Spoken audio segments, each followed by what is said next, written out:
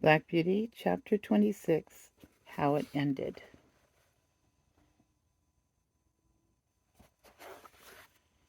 It must have been nearly midnight when I heard, at a great distance, the sound of a horse's feet. Sometimes the sound died away, then it grew clearer again and nearer. The road to Earl's Hall led through plantations that belonged to the Earl. The sound came from that direction, and I hoped it might be someone coming in search of us. As the sound came nearer and nearer, I was almost sure I could distinguish Ginger's step. A little nearer still, and I could tell she was in the dog-cart. I neighed loudly, and was overjoyed to hear an answering neigh from Ginger and men's voices. They came slowly over the stones, and stopped at the dark figure that lay upon the ground. One of the men jumped out, and stooped down over it. "It is Reuben," he said, "and he does not stir." The other man followed, and bent over him. "He's dead," he said. "Feel how cold his hands are."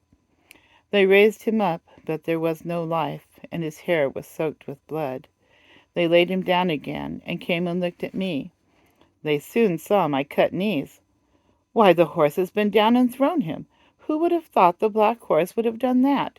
Nobody thought he could fall. Reuben must have been lying here for hours.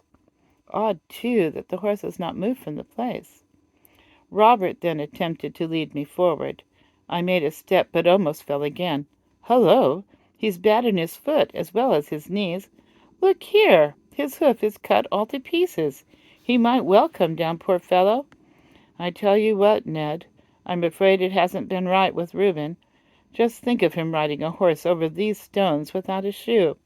Why, if he had been in his right senses, he would just as soon have tried to ride him over the moon. I'm afraid it has been the old thing again.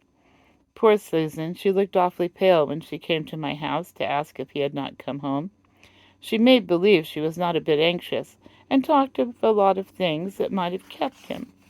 But for all that, she begged me to go and meet him. But what must we do? There's the horse to get home, as well as the body, and that will be no easy matter. Then followed a conversation between them, till it was agreed that Robert, as the groom, should lead me, and Ned must take the body. It was a hard job to get it into the dog-cart, for there was no one to hold Ginger, but she knew as well as I did what was going on, and stood as still as a stone. I noticed that, because if she had a fault, it was that she was impatient in standing.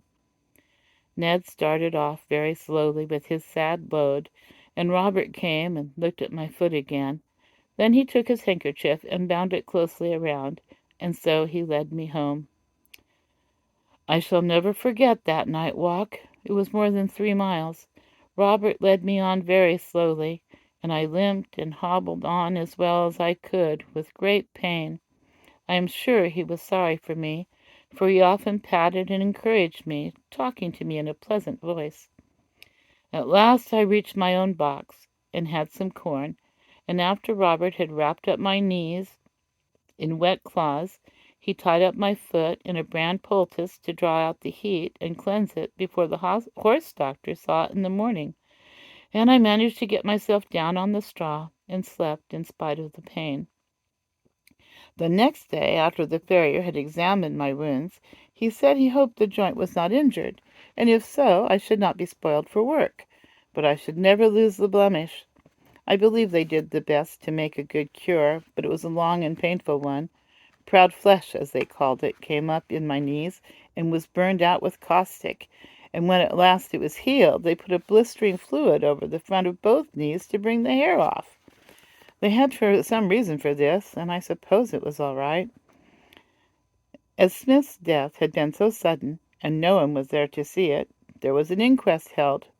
The landlord and hostler at the White Lion, with several other people, gave evidence that he was intoxicated when he started from the inn. The keeper of the toll-gate said he rode at a hard gallop through the gate, and my shoe was picked up among the stones, so that the case was quite plain to them, and I was cleared of all blame. Everybody pitied Susan. She was nearly out of her mind. She kept saying over and over again, "Oh, he was so good, so good. It's all that cursed drink. Why will they sell that cursed drink? Oh, Reuben, Reuben." So she went on till after he was buried, And then, as she had no home or relations, she, with her 6 little children, was obliged once more to leave the pleasant home by the tall oak trees and go into that great gloomy Union House.